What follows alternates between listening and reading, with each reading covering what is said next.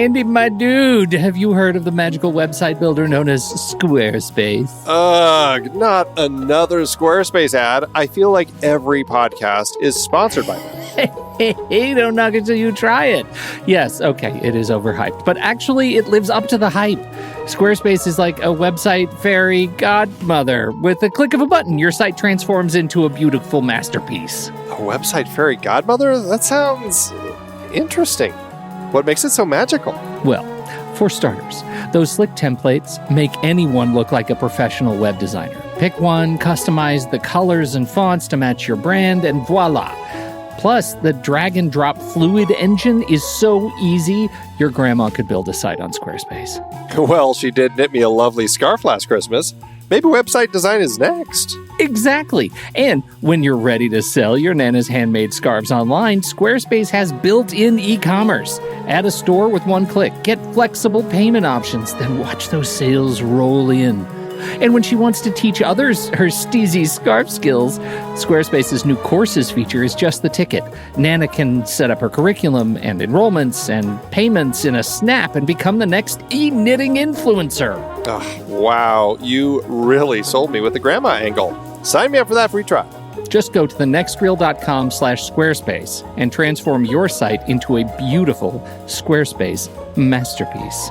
Well, thanks, Pete. Even though it's overhyped, Squarespace actually sounds perfect for Nana's site's needs. Appreciate the warning on the ads, though. I'll brace myself next time I listen to a podcast. Anytime. Let me know if you need any help getting that site up and running.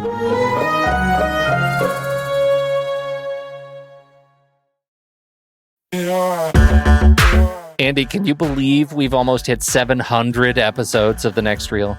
I know, it's crazy. And with all the other episodes in our family of podcasts, we are well over 1,200 episodes of movie conversation. It's really pretty amazing that we've gotten to have these in-depth movie chats every week for over a decade now. And we couldn't have done it without our loyal community of film fans. Their support over the years has meant so much. For sure.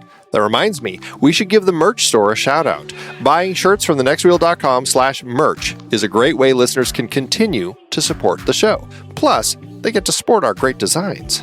Absolutely. I think sometimes folks forget we have a variety of shirts, mugs, phone cases, and more available. In fact, a great place to start is with a shirt sporting the Next Reel's logo. We also have that classic Fast Times Spicoli Surf School tee, or the weirdly popular Rusty's European Tour shirt. The one from National Lampoon's European Vacation. Why is that so popular? Search me, but we have sold a ridiculous number of those. I guess there are a lot of Rustys taking trips to Europe? We're always adding new designs based on movies we've covered, like our brand new design for a streetcar named Desire, featuring a streetcar named Desire. So if you want to rep your love of TNR and films, head to thenextreel.com/merch. Every purchase helps us continue to have these weekly in-depth conversations. So visit thenextreel.com/merch today. And as always, thanks for listening and being a part of the Next Reel community. We've got lots more great movie chats coming your way. I'm Pete Wright. And I'm Andy Nelson. Welcome to The Next Reel. When the movie ends, our conversation begins. The best little whorehouse in Texas is over. It's 75 miles until we get to heaven. Sheriff and Miss Mona for years had been red-hot lovers and real good friends, but trouble snowballed like an avalanche at the Chicken Ranch. When Melvin Thorpe, a reporter of sorts, a self-righteous crusading fanatic, got on TV like you wouldn't believe and pointed a finger right at it. Exposing Miss Mona, accusing the sheriff, then it rose to a roar from a whimper. It got all out of hand, a fit hit the fan when Thorpe stirred up everyone's temper. The Chicken Ranch has been recouped into song and dance, and I know you wouldn't want to miss the chance to come to the Chicken Ranch. It's foot-stomping, rug-romping, sexy, good fun. Come on down and bring someone. There's good times and trouble and fiery romance at the best little Texas Chicken Ranch. So long, partner. Y'all come back now, you hear? I don't know how to feel after watching this movie. Okay. Do you share that experience? Does it make you confused? I don't think so. Really? I don't Because that think. sounded like a confused response. Well, no, it's just it was funny reading it from you, I guess. So Yeah. I mean, this movie gave me the chuckles. It was fine. Like, I laughed. Burt Reynolds sang, and it was good. He did great. The songs were earwormy enough in many cases. It's just based on a true story, and from reading about it, it seems like they kind of got it right. Like, obviously, it's vaudevilized, right? It's made into a much sort of bigger story, but it sounds like they got it just about right in their interpretation of the real details. We can talk about that. And yet, I'm left wondering, how much should I have laughed, learned, felt about any of these characters? What is the message that they're trying to leave me with? And I end up, it ends, and I'm just a little bit empty. empty, eh? Yeah, I think empty is the word. This is not a terrible movie. In my book, it is not it's not a 1-star movie by a long shot. It's a fine movie with fine people doing funny things, and it leaves me feeling a bit empty. So now you. That's interesting. I don't think it leaves me feeling empty, but it feels a little it feels a little thin, I guess. I don't know. The story's okay. It's kind of based on a true-ish story about an actual brothel in Texas, the last one, and I guess therefore the best one. And it's just about kind of their final conflict with the law, basically, and getting shut down. I don't know. The story didn't seem that grand to me. It was fun. It was entertaining. Like you, the music wasn't stellar. There were a few songs that definitely kind of work better than others. And it's interesting because there's some Dolly Parton tunes in here, and those ones definitely stood out for me more than the other ones. I had a fun time with it, and I don't know. I guess it's kind of a disappointing one to end our Colin Higgins series with, because it didn't feel as much like a Colin Higgins film. It felt like something that he had come on board to work on. Doing a story about a brothel madam and a sheriff who are having an affair, and her girls and the town and all that. I can see why Colin Higgins would be interested in it. He seems to be interested in stories about people who might be viewed as outsiders, or just kind of, just people who weren't necessarily in the forefront. And I can see why he might gravitate to it. But I don't know. I had kind of a difficult time connecting much to the story, other than just, I guess it works well, the fact that Dolly Parton and Burt Reynolds are helming it, because just their natural charisma makes me kind of drawn in. It's just the story didn't really get me that excited. An ironic turn of phrase. I think that it is a strange story to find. It's a strange story and a strange presentation for to be a musical comedy film. I think that is something that I struggle with. The story is obviously, as you said, it's about the whorehouse. It is about the decline of the whorehouse. It is about media. And that, as it turns out, is a story that I'm very interested in. Dom DeLuise plays the crusading media do-gooder. He works for the local television station. He wants to take his segment national, and so he is going about and trying to fight organized crime. And he believes that there's millions of dollars being taken in, and lots of horrible things going on in this whorehouse. It's a whole lot of sin and terrible things, and he has a song and dance show about it, and everybody's excited. And once the truth is out, that does end the chicken ranch. But does in the chicken ranch, they normalize. I think that's what I'm trying to put my head around. They normalize behavior that culturally has been heavily quashed in the last couple of decades, right? And so going back in time to watch this movie where everybody, politicians, law enforcement, the community around it has so embraced this behavior that has, and this place that has since been absolutely erased from so many communities across the country, I think is, and I should say erased from the public eye of so many places across the country, is the thing that I think I find sort of hard to wrap my head around. Like, how much do I embrace it? And let me say, I personally don't like. I don't care.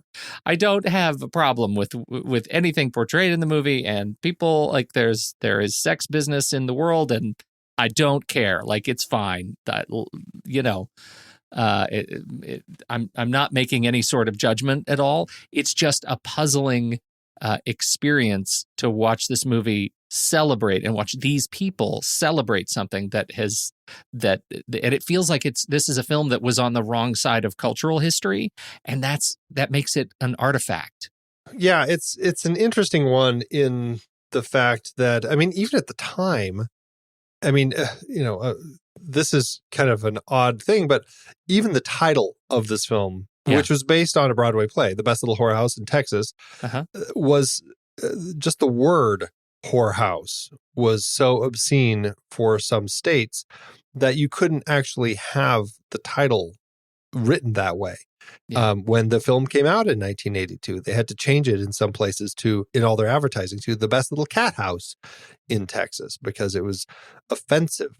And so it's interesting because it is tackling, prostitution and brothels in a way that it's making it very kind of okay and casual, and we're right there in it with them. And they're personalizing it, making us feel very warm. And it helps that, I wouldn't say that this is probably where it all started, but the whole hooker with a heart of gold thing very much works here because, I mean, Dolly Parton as the madam of this brothel is just the sweetest little thing. And you just kind of love her. You love her relationship with the sheriff. Like, everything about it is just cute and adorable. And she's just, she runs this place like a sorority mom would run her sorority. She has her little rules and you have to follow her rules, and it's very sweet. But when it gets right down to it, there's just naked women and naked men running around everywhere. And when the media guy breaks in, Dom DeLuise, as Melvin P. Thorpe, when he breaks in and sneaks in, I should say, with his crew, when the sanctioned bringing of the University of Texas football team, or was it them or was it the Aggies? It was the Aggies. Yeah, because they whoop and holler a lot. That's right, yeah. Bringing the, sanctioned by the politician. It was there wasn't it like the senator who says, if you win the game, I'm going to take you to the chicken ranch, the whole team? He buses them in to go, and fool around and have sex with all the prostitutes. And it's like, wow, okay. Texas in the 80s, I guess, or 70s, whenever this was taking place. It's, I don't know. I guess it was an interesting time.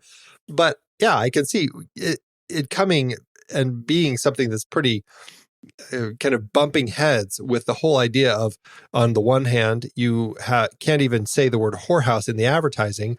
And then on the other hand, it's a film that's making these prostitutes, very, very friendly, and they are your protagonists.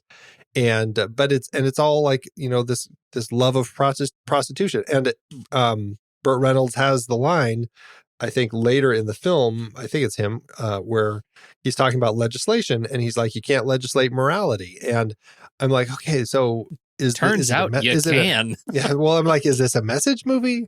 Are they trying to spin it? Like, I couldn't quite figure out like what they were trying to do with it, and I know it's based on a real situation, but still, it's like, what were they trying to do with it? And I guess that was the problem, because it sounds like The Best Little Whorehouse in Texas. It sounds like it's going to be kind of almost like a kind of an 80s sex comedy. And there's a little bit of that in there, but it doesn't necessarily feel completely like that's what it is. And I don't know. It's a not sure, I guess. I absolutely agree. And I also I'll lean in on the fact that this movie has a message. I mean, this movie has a message on it asks the question, what is morality? Everything was fine, and this business was running well, and it was a large contributor to community development projects, and it was well respected, and everybody got their needs met. All of their needs were met. And they make a great case of that in the movie. Like, they try to really make a case for that in the movie, even to the point that, they cover the other wives in the movie whose husbands go visit the chicken ranch, and the wives are painting this rosy picture of, thank God I have a break from my husbands, who at least give me a night off from all the sex they must be having, right? Like, it is... It is a very strange thing to kind of get to figure out whose side you're on. But the movie's making the case that this was a gem of LaGrange, and by the nature of the morality police coming in and broadcasting what was going on, they ruined it for the case, for the cause of moral policing, and they made things worse. They jobs were lost, the economy was impacted, the projects that used to be funded thanks to this place are now not funded thanks to this place, and they made the world is worse for this sort of policing, and that to me, that's the message I certainly got out of this movie. It's very much kind of I would say, is that sort of a libertarian bent? I guess. Right? Just stay out of the business and but it's also very much a story about fear, right? About the fear of being found out, about the fear and uncertainty that comes with, am I doing the right thing? Is this the right thing? Do I have? And once people are asked the question that they've never been asked before, and are forced to face it, they come up with a strange, conflict. They come up with a sense of conflict, and I think we see that, and the film I think does a fair job of painting that picture too. And of labels too. I mean, that's the whole issue that Burt Reynolds' character has as sheriff. He really is enjoying his relationship that he has with Mona, but he is afraid to commit. He's afraid to say he loves her because she is a prostitute, and he can't get past that in his mind. And so he, for, I can't remember how many years, like 12 years or whatever, they've just basically been having this secret affair, but that's all he really kind of wants out of it. And it's, through the course of the film, things change, obviously, but I don't know. I think that's another element, and the whole idea of fear. And just and to your point, Andy, that scene where they have their fight and it ends with the label, and at least I'm not a whore, right? The first time he says that word in rage, the whole tone of the movie changes, and I think that's a real strength of the movie. They use that pivot, and to the credit of the script, that pivot is very powerful. And to that point, it really does feel like the sort of project that Colin Higgins would gravitate to, because he did like these stories about outsiders and people who didn't necessarily fit, or were trying to fit and trying to get their own voice heard. And so I can really see why he would be drawn to a story like this as something that he would jump onto after, or at this point in his career. So yeah, it's interesting. I think that there are a lot of interesting things with it. And I've never seen the musical. I don't know how much adaptation there was. I know it sounds like, from what I've read, that there was some shifting around to make it a little more of a vehicle for Dolly Parton and Burt Reynolds. That largely it was the same, but with their relationship, because I guess in the original play they had an affair 15 years before all the stuff in the play happens, and that was it for their relationship, and they wanted to kind of have a bigger relationship between Parton and Reynolds in the film, and so they kind of boosted that up had the affair continuing, and obviously that changes kind of a lot of other elements throughout the end, with all the marriage proposal at the end and her singing to him, all that stuff. Well, then at least we should talk a little bit more about Burt and Dolly. And to do that, can I open the bidding with a little ditty from Roger Ebert's review? You know how much I love this. I love when you jump into Ebert's reviews. Do you love it? I got so Especially excited about his Dolly review Parton last time, and so I immediately went to his review this time, and he says this: if I were asked what image dominates the best little whorehouse in Texas, the honest answer would have to be Dolly Parton's plunging neckline. I'm not trying to be cute. The awesome swell of her wondrous bosom dominates every scene Dolly appears in, and that includes just about every scene in the movie.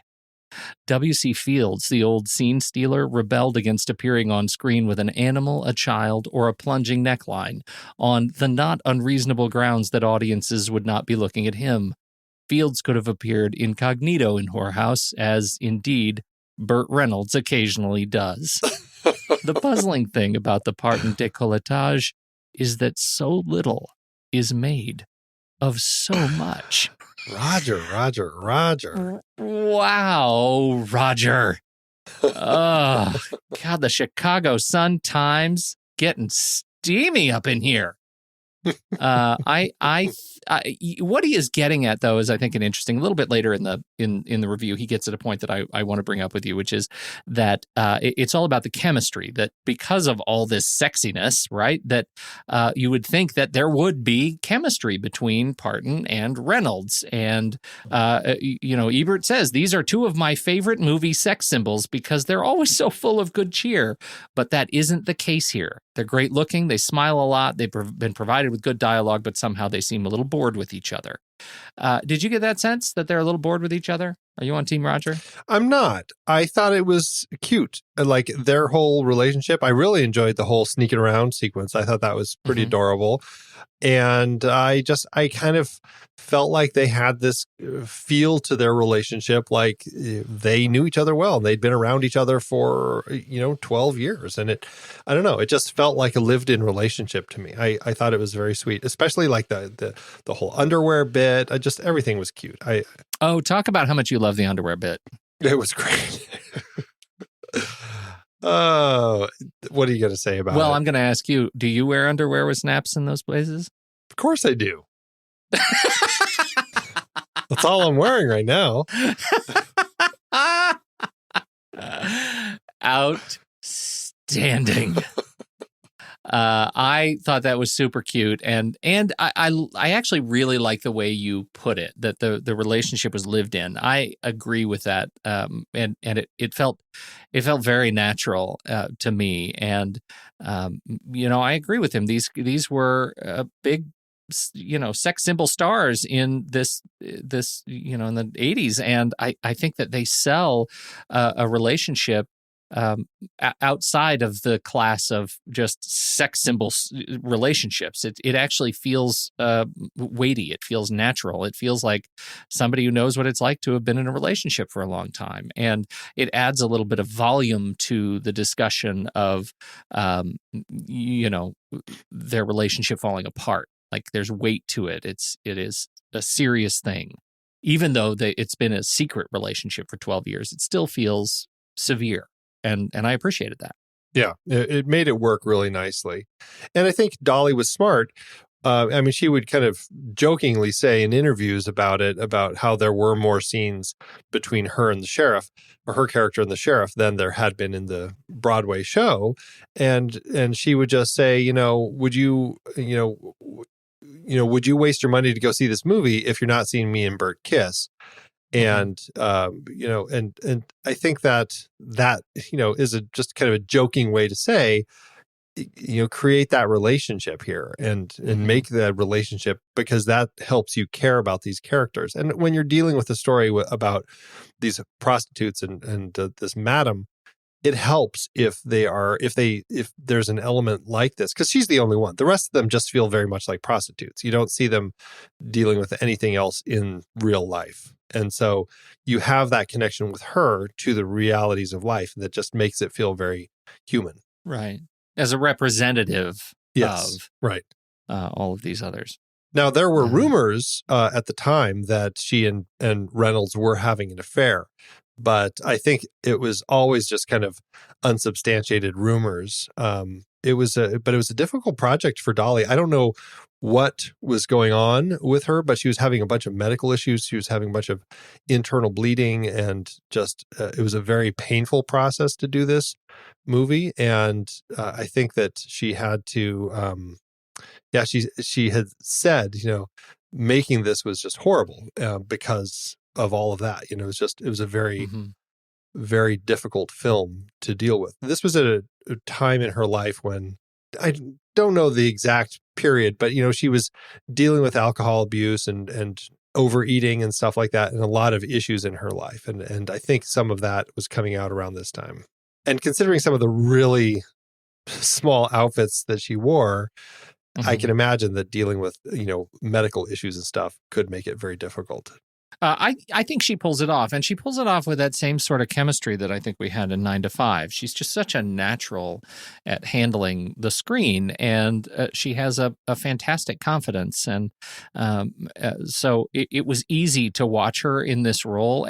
At times, I sort of veer in and out between like experiencing Dolly Parton sort of as a tour guide of the movie, like she's leading me through it, rather than performing in it or experiencing it. But I'm really okay.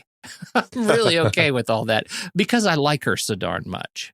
She is such an easy person to like in projects that she's doing. She's just so friendly and open and honest and just welcoming. And that's I think what people love about her is she just feels that way with everybody. And you start watching it and you're like, oh, I'm in love with you too. It's easy.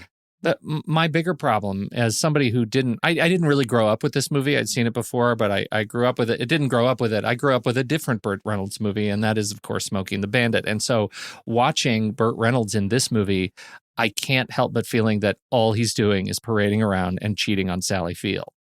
And that's really hard to watch, man. Like, that was an important relationship.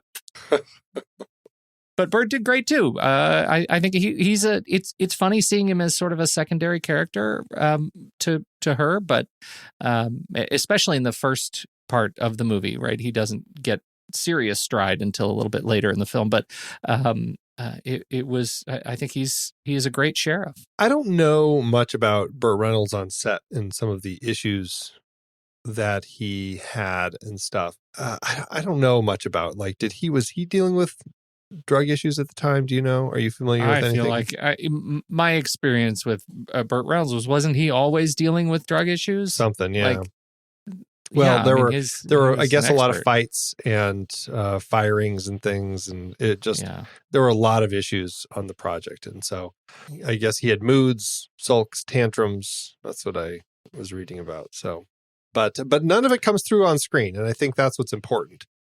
Is that the performance just really, I think it feels very natural. He feels great as a sheriff, whether he's, playing kind of the scoundrel type of characters opposite the law that he has in the past, or playing somebody who is the law. I just think he feels very natural in the role. Okay. And then we have Dom DeLuise. Right. As Marvin, what was his name? Marvin Zindler? No, Melvin P. Thorpe. Melvin P. Thorpe. Now, our introduction to Melvin is, I think it is a great introduction to a movie villain. I feel like our meeting between Burt Reynolds and DeLuise is quintessential DeLuise, and I laugh. It's possibly some of the best laugh that you get from me in this movie. It's brilliant because he's getting into character. He's in his dressing room, and which is brilliant because when you see Reynolds come into it, it is the door is on a wall that is a wall-sized photo of Melvin shaking hands with the governor, which is great. So when you walk through the door and you stand there, it's like you're standing there right next to this giant Melvin. And it's really funny. And then you're watching this whole scene as they have this conversation, and Melvin is putting on I guess kind of the girdle sort of thing. He's got a girdle, and getting himself all dressed for his show, and basically kind of twisting the whole conversation to be, in his favor, not the sheriff's. And it was a fantastic character that I honestly was just not expecting from Dom DeLuise, because it just was such a very specific character. And in my memory, Dom DeLuise was always so much more of the guy who played himself playing a role, and here he is just like so completely this character. And I loved it. I just loved watching him. Just everything that he did was just really twisted and really kind of horrifying in all of the best ways, because of what he represents as a media. What would you call him? An expose reporter, basically. Well, yeah. That's I think that's a fine way to characterize him, and the fact that they do such an able job of sort of disarming him for us in the first scene by showing us all of the affectation and all of the fraud behind the scene, right? When he shows up and he's in his underwear, and we get to see him put together this character that he portrays on television by putting the girdle on and putting the shirt and the scarf and then putting the sock in his underwear to make him look more impressive on set. And we already know that he is void of substance, and yet then they turn around and give him teeth by pointing a camera at him. And I think that is a very powerful pivot in the film, and I think it's even better the way he sets up Sheriff Dodd by putting him in the sponsor booth, which is actually just a giant fishbowl to put people in when the show actually goes live, and use him that way. It is just diabolical and prescient, right? The movie was shot in 72 or in 82, and I think it was how well did he do actually showing us where we'd end up. Yeah, right. It really is perfect. The way using the media as a weapon. Really, it's very brilliantly done, and that's what I found interesting, is that this whole thing was based on a real story. There, with this real brothel in Texas, with a real sheriff and her madam who had apparently had an affair, and with this character, like there was this news character. And I don't know if you saw any of the behind the scenes stuff where they actually showed these people, but he's, aside from having a totally different color hairstyle or color hair, the style was very similar. It was just like, bleach white, like this white wig as opposed to a dark wig. And that was like, wow, okay. I didn't know that they were, that this was a real thing, but holy cow. And he screams the same way at the camera, right? When you look at that old footage, and he's very serious. And keep in mind that was, the story was from the 70s. It was from like 10 years earlier when this was all going on. And so, all this TV stuff was, it was already being sort of weaponized a decade earlier. Right. Yeah. It was, what was his name? Do you have it handy? The real guy? Marvin Zindler. Oh, Zindler. Right. Yeah. Yeah. And it was, Madam Edna Milton and Sheriff Jim Flournoy were all the people. So, and then of course the governor, Charles Durning was Charles perfect. Durning and the sidestep. Oh, holy God. cow! The brilliant sidestepping politician. I mean, it couldn't have gotten any better than that. just the way that character was portrayed, I was just like, that was genius, just sheer genius. The way that everything that he did was just completely to talk in circles and mislead everybody. It was a little on the nose with all the reporters always going, well, what did he say? Did he say anything? That was a little much, but his performance was just so spot on perfect. I had just an absolute delight until, of course, he gets the polls with the results as to how we should make his decision. I think it was written so well. It was such a smart part, and the dialogue was just crafty, so clever. The way he would talk his way out of questions and thrown at him by reporters or anybody else, and then capping it off with that fantastic song and dance number as he is sliding in and out behind columns. And I mean, it's just full of fantastic camera trickery and editing trickery and some able soft shoe from the character too. I thought it was just, it was really great. It was another musical high point. Absolutely. It's funny to me though that, and check me on this. For me, the highest, the movie gets its highest marks when we're not talking about the whorehouse itself. I found the opening number was fine, like ain't nothing going on, right? Nothing dirty going on, which was a fine enough song. Sneaking around was okay. It felt a little bit childish to me, but man, once we get into the political stuff, I was right there. I think the media stuff, once we get into the hardcore satire of Melvin's or DeLuise's song with the dancing chorus behind him, I was really enchanted. Yeah, that was just good stuff. I really enjoyed that too. Now we have left one actor out that we haven't talked about yet. I know. And this is exciting because Jim Nabors. Oh, Jim Nabors. Good old Gomer Pyle. Would you, did your heart just explode when he came on screen? It did. I was like, a Gomer! I haven't seen him in so long, and it was just a big old delightful surprise to see him pop up. And in an interesting role, because he is kind of our narrator, right? And it's very much that breaking the fourth wall, right to the camera, talking to us, the audience, and relaying this story. It was kind of an interesting thing I wasn't really expecting. I'm not sure it matters so much that he's giving us that sense of perspective and the voiceover and all of that, because he's so charming. And I think it plays well for the fable narrative that they're telling us, right? That this is an exaggerated story of what happened to this, and this was our experience, and I was there. But that voice, that iconic presentation, was just such a welcome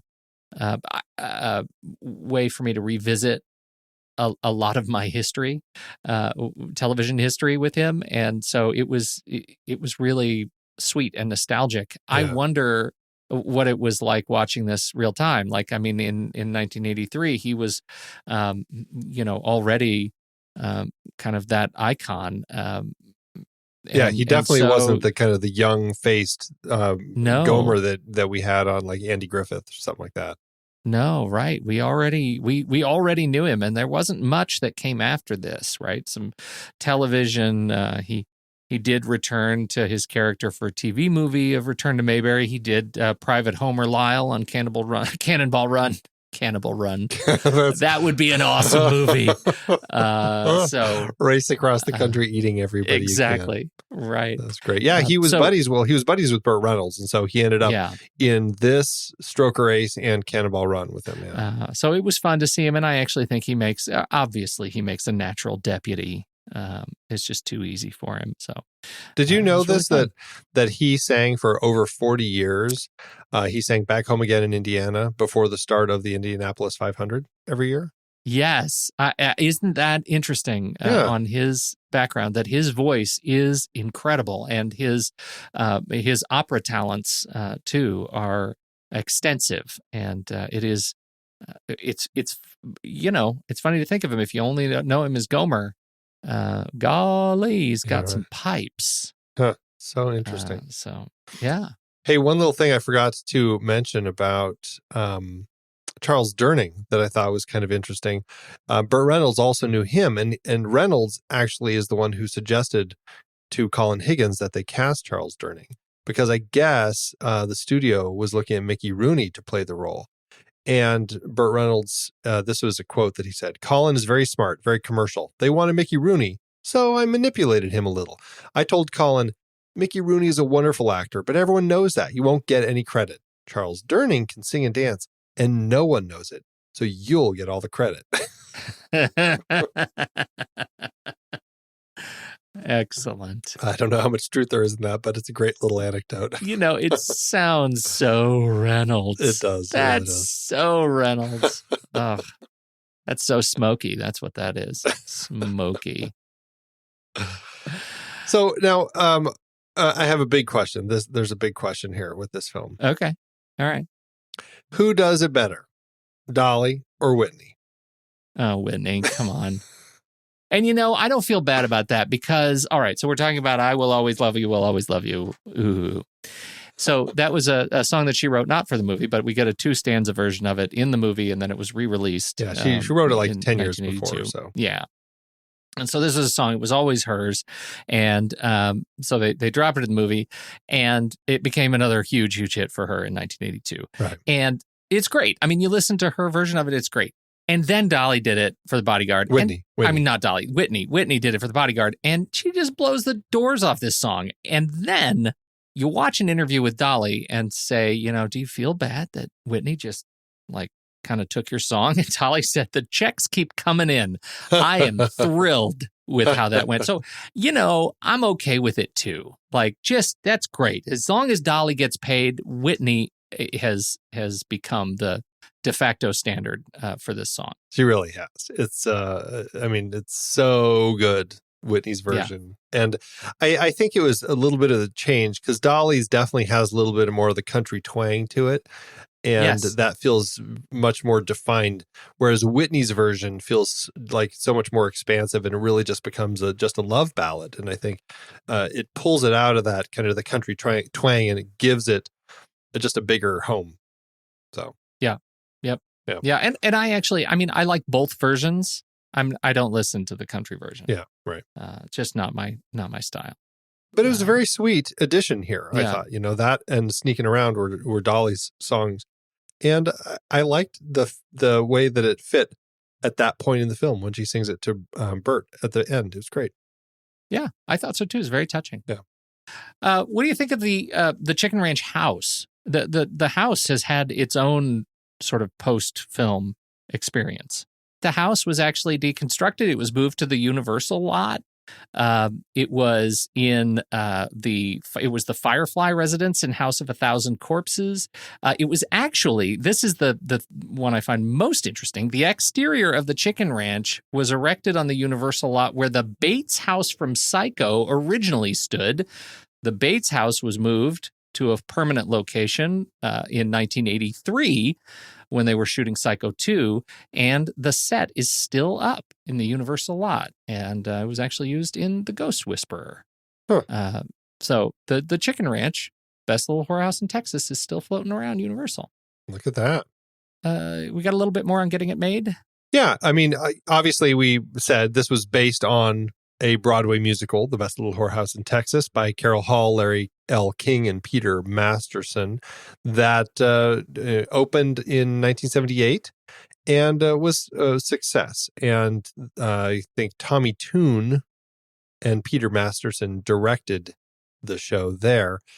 And it was received well, and they wanted to make it into a movie, of course. And the process of that was that they had the guys who wrote the book, King and Masterson, were going to write the script, and then Masterson and Tommy Tune, who directed the show, were going to direct the movie together.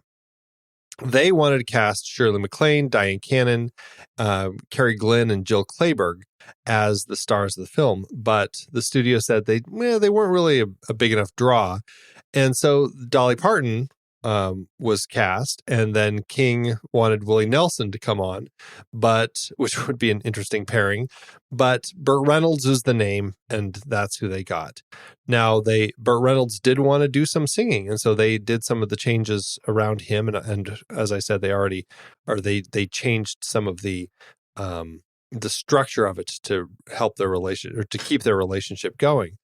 Now, the studio was pretty nervous about first-time directors doing this, and so they actually got rid of Masterson and Toon, and that's when Colin Higgins was brought on to work on the script and direct the film. And it's kind of I don't know, it's interesting because I think that the script does feel a little Higgins-ish just because of the nature of the characters being kind of outsiders, but it doesn't feel like a huge Higgins film. Now, he had been working on a project since before 9 to 5. It was a comedy thriller, kind of in the lines of the Hitchcockian ones he did before. That was called The Man Who Lost Tuesday. And but then he did 9 to 5. That was such a hit that they, brought him in to do Best Little Whorehouse. And then he was supposed to actually do The Man Who Lost Tuesday after that. But the studio felt the budget was too high. They passed on it. And just to kind of finish out Colin's story before I jump back into the production, he ended up, because that project was dumped, he got onto a different project that kind of went nowhere. Then he was working on a script that was called Washington Girls, that was supposed to be a project that was going to reunite Jane Fonda, Lily Tomlin, Dolly Parton. But that he was just still in the writing stages there. And then he did a TV movie called Out on a Limb, and that was his last project. He did die of an AIDS-related illness. He was openly gay, and in 1988, that's when he passed. But RKO Pictures, I don't know if you noticed, but at the very beginning, we had the RKO Pictures credit as one of the Isn't production that companies. fascinating? And I'm like, RKO Pictures, they were done like in the 50s, weren't they? Yeah. Well, sure enough, they did dissolve in 1957, I think. But RKO General, which was their corporate heir, did revive the studio in the 80s, in 1981. And they kind of ran it. And I guess it's actually even still going now, which I didn't even realize that it was still out there. But they started in the early 80s, and they only did a few films. They did Carbon Copy in 1981, which is the first project that they did. They did this one. They did The Border and Cat People. And let's see, a Meryl Streep thing. I guess they did a variety now that I look at it. So I think the only one I've seen on that list so far is Cat People. I don't remember it fondly. Meryl Streep film Plenty. They did Half Moon Street, Hamburger Hill. Oh, no, I saw that too. Yeah, and it's interesting because it sounds like they kind of kept spinning things off and stuff. And what I didn't know, I don't remember, I guess, is that they were involved. Do you remember the Mighty Joe Young remake in like 98? Yeah. Because they were involved in that too. Huh. We darn, RKO. Yeah, I didn't know that it was a company still doing stuff. Like 2015, the flop Barely Lethal. They were involved in that. Not great. Apparently not. Not a great film. It was fully lethal, apparently. Hey, there's a thing we skipped, you realize. What was Since that? you brought up Colin Higgins. We already talked about Snap-on underwear. What else is there? You did. What else is there to talk about? It's Colin's Trope Corner, Andy. Da, da, da, da. Colin's Trope Corner. Did you notice any of the Colin Higgins tropes in this movie?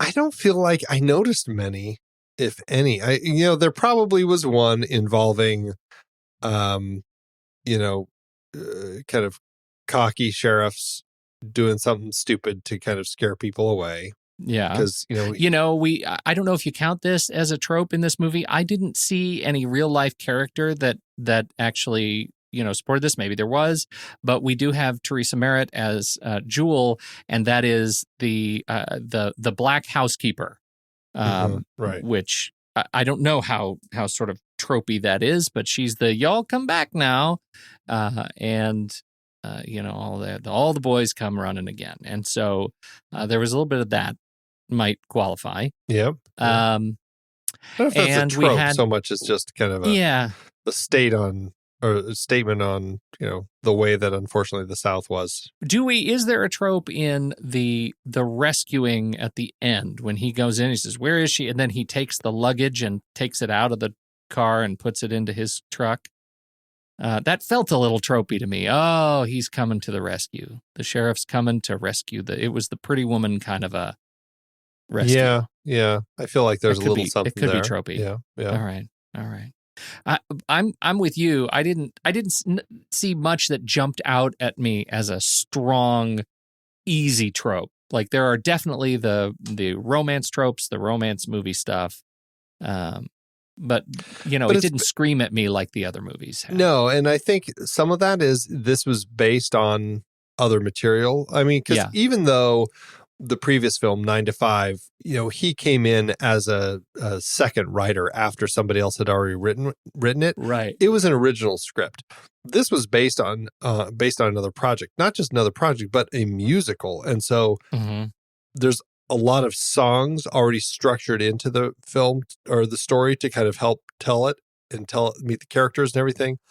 And it was fully kind of developed already. So I think that it's a little more difficult to actually write. And so the writing elements of it were really probably just kind of building the world a little more to take it just off the stage. I didn't realize this, but apparently filming in Austin was not a thing at the time. Like the city, it was, I don't know if they were off limits or what, but they didn't have productions there. This was, I guess, the first film that was allowed to film in Austin. Nice going, Austin.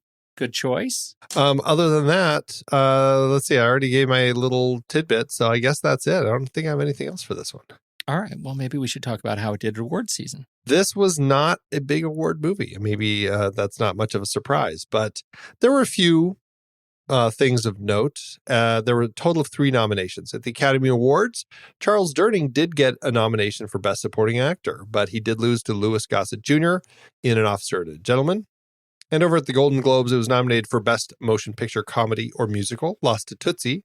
And the Best Actress Comedy or Musical, Dolly Parton was nominated, but lost to Julie Andrews in Victor Victoria. I haven't seen Victor Victoria, but I would say the other 2 were fair losses.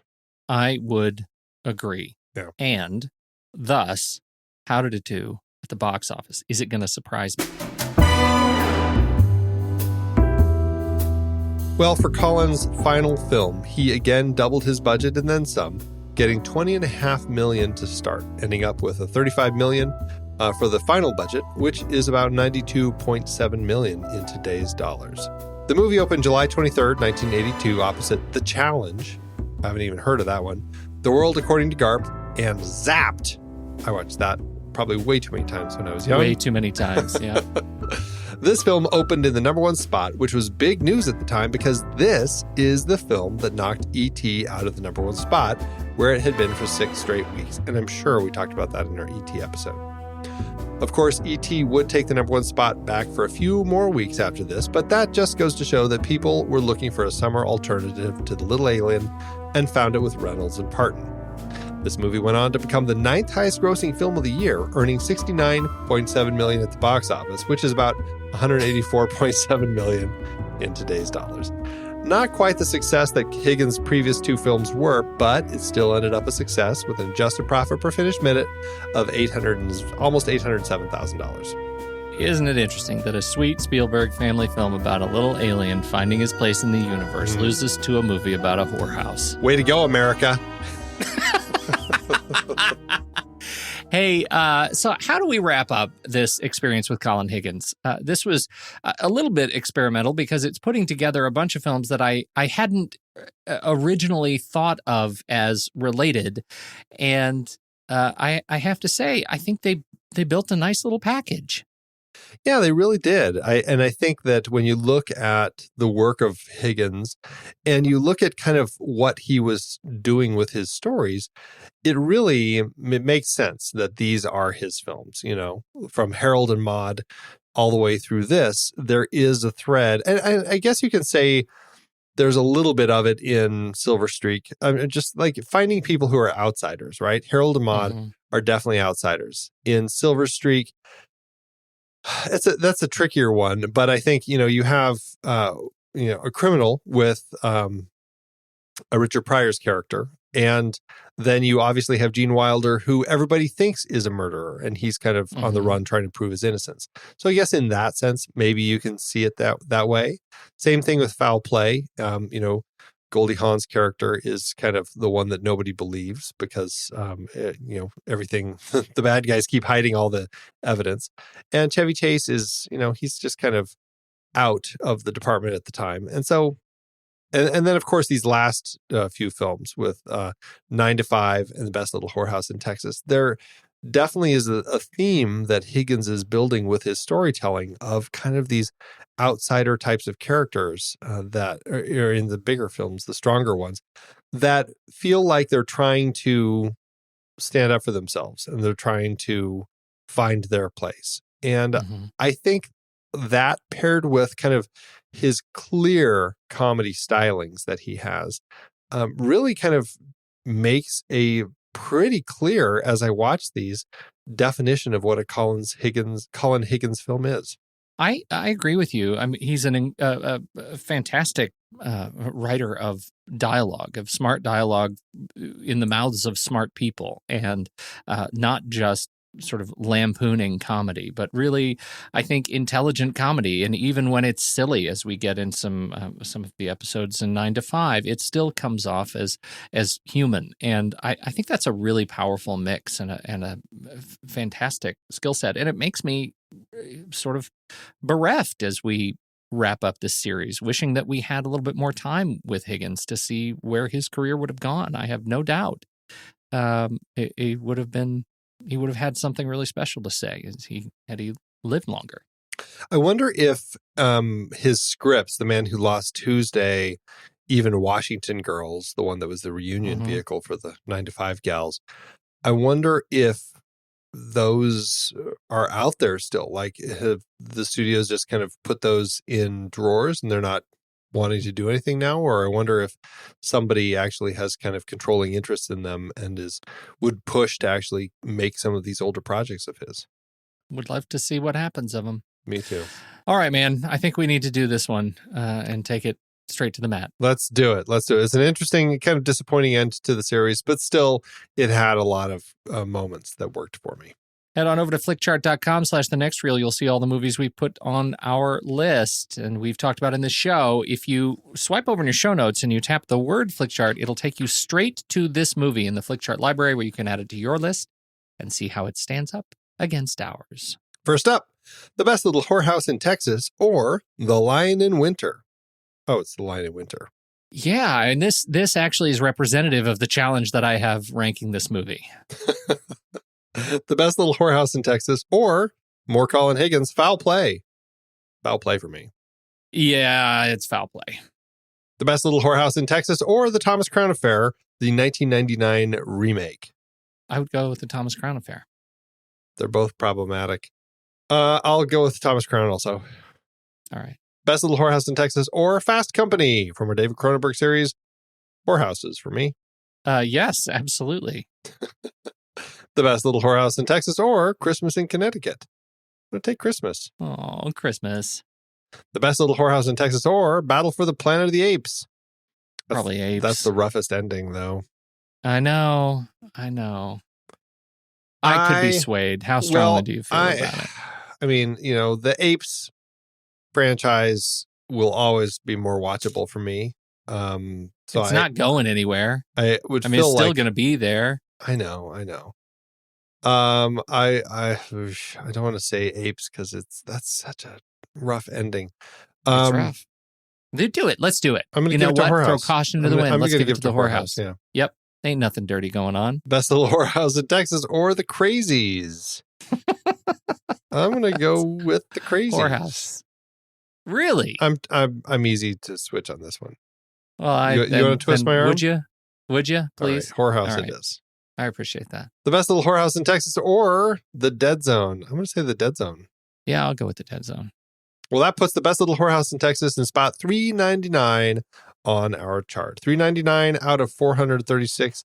That lands a pretty low at an 8% on our chart. Yeah, and that was my problem. Even though I had a good time with this movie, boy, this is a flick chart failure for me. It ended up at 1208 out of 1431. That's a 16%, and it's not great. That's really How's yours? that's so interesting because it did the same for me. 3549 out of 4280, which is a 17%. Yeah. I'm really surprised that it dropped so low for both of us because it was, I mean, it's fine. It's entertaining. It's it didn't quite stick. And I think that's what frustrated me with it. I think it's telling that, I don't want to judge you, man, but I don't think either of us are terribly elegant in how we define why this movie didn't, in your words, stick with us, why it left, in my words, emptiness for me. Like, I think this is right here. This is like algorithmically, it defines those words. Like, it just did not, like, I'd rather watch almost anything, even though I don't hate this movie.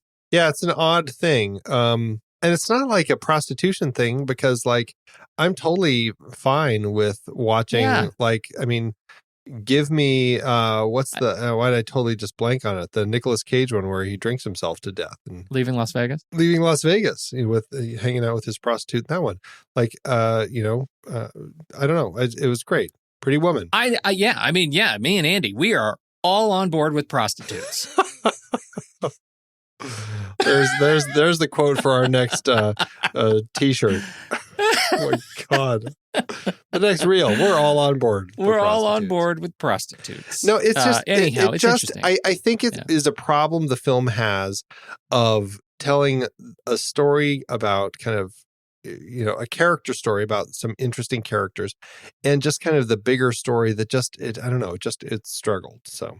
Well, if I go by the algorithm, that 1208 should lead to a 1 star over at letterboxd.com/thenextreel. And that is, I think, a couple of stars too low. This is a middle of the road film for me. And so I can go middle of the road with it and sit right at 2.5.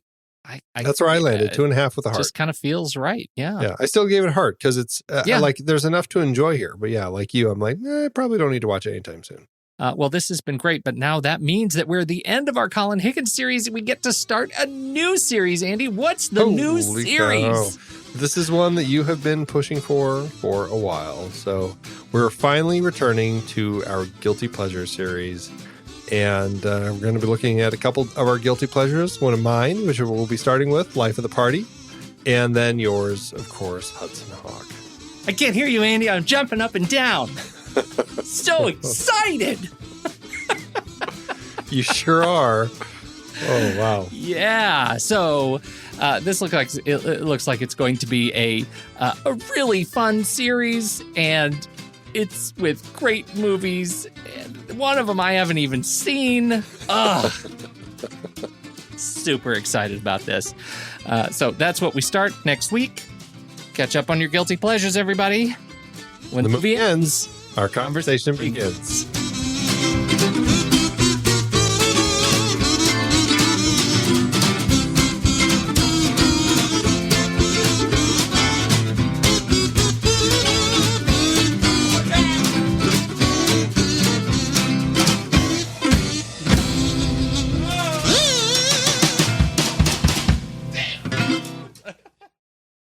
Amazon giveth, Andy. As Amazon always doeth.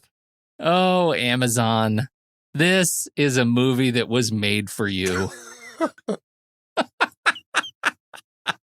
We got a couple. We didn't have to dig very far. There are some juicy ones floating right at the top, skimming the surface. The scummy part right on the surface. Yes, we did.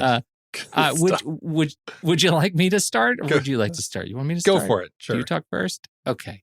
Mine comes from Carla, who reviewed this movie November 30th, 2018. Watched it on a DVD. It's a verified purchase.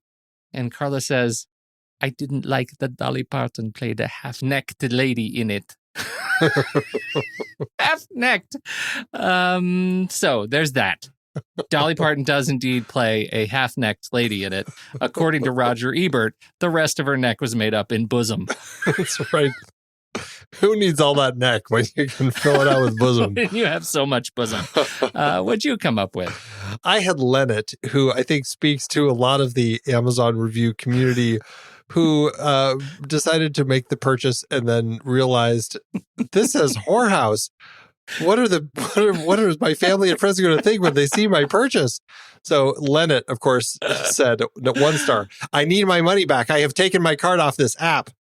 I did not purchase this. I don't even know what this is.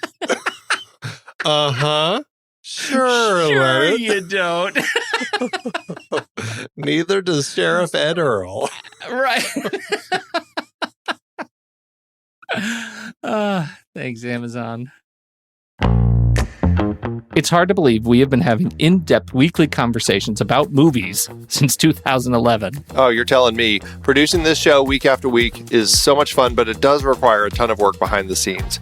If you'd like to help support our efforts, one easy way is by using our Originals page when shopping for books and movies that we've covered. Your purchases made through our links give us a small commission at no extra cost to you and allow us to keep having these great discussions. We are highlighting adaptations from Season 9 over at our Originals page, thenextreel.com/originals. That's the site where listeners can purchase the source material for all of our adapted film discussions. We had a big Robin Hood series this season, looking at 9 different versions on screen. Many were likely adapted from Howard Pyle's The Merry Adventures of Robin Hood, including Douglas Fairbanks in Robin Hood, The Adventures of Robin Hood, Disney's Robin Hood Prince of Thieves, and the 1991 Robin Hood, and Ridley Scott's Robin Hood. Robin and Marian was specifically based on the ballad The Jest of Robin Hood. And we really don't have too much to say about Robin and the Seven Hoods. We talked Dead Ringers for our David Cronenberg series adapted from Barry Wood and Jack Geislin's novel Twins. Have you checked out that show? You know, I haven't, but I've heard great things. 2 comedies from our Steve Martin series were adaptations, Pennies from Heaven from the BBC series, and The Lonely Guy from the book by Bruce J. Friedman. The Best Little Whorehouse in Texas was part of our Colin Higgins series, adapted from the Broadway musical. Spike Lee brought us Black Klansman from Ron Stallworth's memoir. And we looked at a trio of John le Carré adaptations, The Spy Who Came In From the Cold, The Little Drummer Girl, and Tinker Tailor Soldier Spy. Plus, all 3 movies in our Agnieszka Holland series were based on books, Europa, Europa, In Darkness, and Spore. La Cage aux Folles and its remake The Birdcage both came from Jean Poiret's original play. We also talked about Arsenic and Old Lace and Charade in our Cary Grant series. All of these were based on other material, and it is all available on our Originals page, thenextreel.com/originals. Every book purchased supports the podcast. Get the full list of adaptations we've covered and start your next read today at thenextreel.com/originals.